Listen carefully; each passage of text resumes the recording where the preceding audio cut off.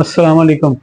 इसके बाद ना मैं फिर ऐसी चीज़ें बता रहा हूँ जो कि एक एंग्री हार्मोन्स हैं जैसे हैप्पी हार्मोन्स इस एंग्री हार्मोन्स। एंग्री हार्मोन में जो मेरे ख्याल में एड्रेनालिन है, नॉर एड्रेनालिन है, ये इस तरह की चीज़ें हैं, और इवन कॉर्टिसोल लेवल है। ये हमारे लिए बड़ी जिस्म में फ़ायदे वाली चीज़ें भी हैं, लेकिन इसकी एक्सेसिव सिक्रीशन से ना आपको फाइट एंड फ्लाइट का होता है। आपको गुस्सा गुस्सा भी आ सकता है।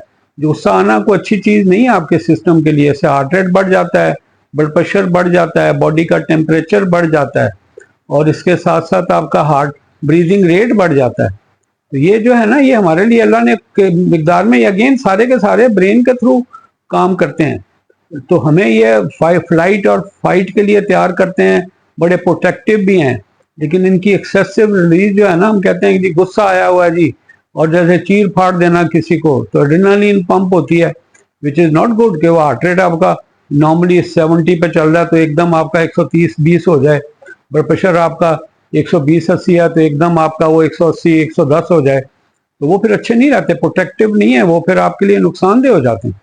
ठीक है, तो ये एक तरह के वो जो हैप्पी हार्मोन के बिल्कुल ऑपोजिट ये है कि ये जो है ना आपके एंगर हार्मोन है।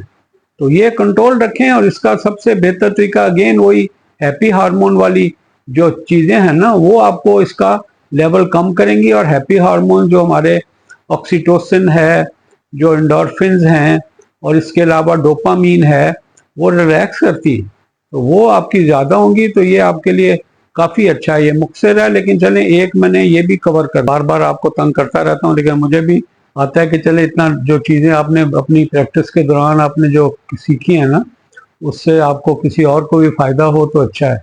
दिल में दिमाग में रख के बैठ जाना तो ठीक नहीं।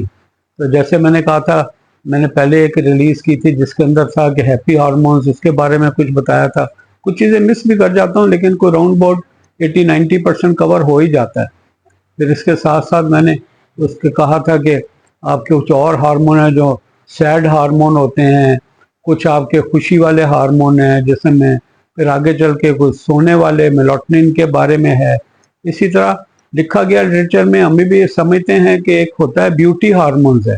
तो मेनली दो ब्यूटी हार्मोन्स हैं, एक ऑक्सीटोसिन है और एक टेस्टोस्टेरोन है।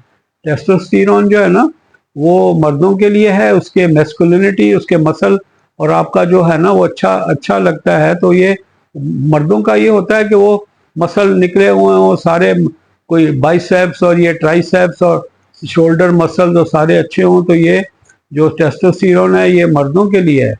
और जो ख्वातीन के लिए है ब्यूटी हार्मोन ऑक्सीटोसिन है, उससे उनकी स्किन बड़ी यंगर लुक देती है। आप उम्र में ज़्यादा लगते हैं, लेकिन अगर आपकी ऑक्सीटोसिन का लेवल, आप खुश रहते हैं, उसका लेवल अच्छा रहता है, तो वो आपको बड़ा खूबसूरती की लुक देता है।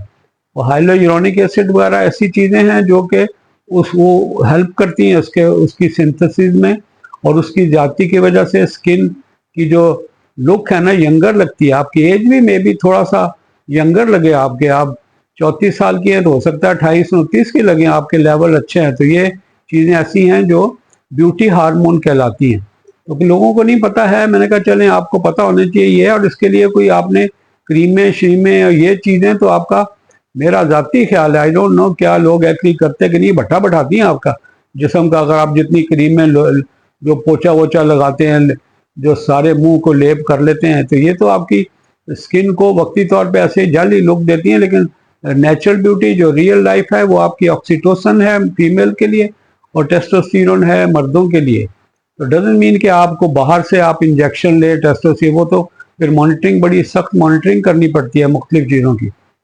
तो अपना ख्याल रखिएगा। मैं हार्मोन्स के बारे में, सैड हार्मोन, स्लीप हार्मोन के बारे में भी छोटा छोटा 2-2, 4-4, 5-5 मिनट का मैं रिकॉर्ड करूंगा, ताकि आप तक जनरल नॉलेज पहुंचे, फिर डिस्कस किया करें आपस में, उससे बड़ा फ़ायदा होता है, फिर वो आपके जहन में बैठ जाता है। कोशिश करें कि इसको लोगों को दें। सब्सक्राइब का मैं कहता हूँ करें ना करें, मुझे कोई बेनिफिट मिलने वाला नहीं है, क्योंकि जिस हिसाब से लोग देखते हैं ना, वो तो मुझे नहीं लगता कि कई सालों में जाके हम वो बैरियर क्रॉस करेंगे। तो मुझे उसका फ़र्क भी नहीं है। मैं बहुत कम पैसे लेता हूँ लोगों से। कौन कम लेता है? मैंने 700 रुपये अभी अब आके हुआ है मेरा, कि 700 चार्ज करता हूँ। 20-25 मिनट की कंसल्टेशन होती है, और मैं लोगों को बुलाता नहीं हूँ कि मेरे पास आए, कभी नहीं मैंने बुलाया। तो लेकिन यह है कि ये अगर मैं फीस ज़्यादा करूँ पैसे मिलने लग जाएंगे। तो मैंने सब्सक्राइब करने का सिर्फ मुझे जो बताया किसी ने कि आपको वो खुद नोटिफिकेशन आ जाता है।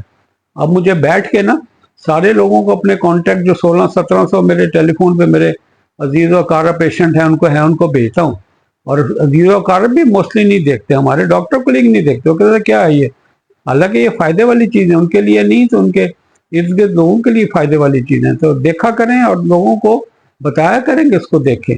ऐसा शैसा कोई आनी जानी इसका कोई ना मिलने की तवक्को है, ना ही मैंने इसकी नज़र से इसको किया है। अगेन मैं आपसे इजाज़त चाहता हूँ, अपना ख्याल रखिएगा। अल्लाह हाफिज़, अस्सलाम वालेकुम।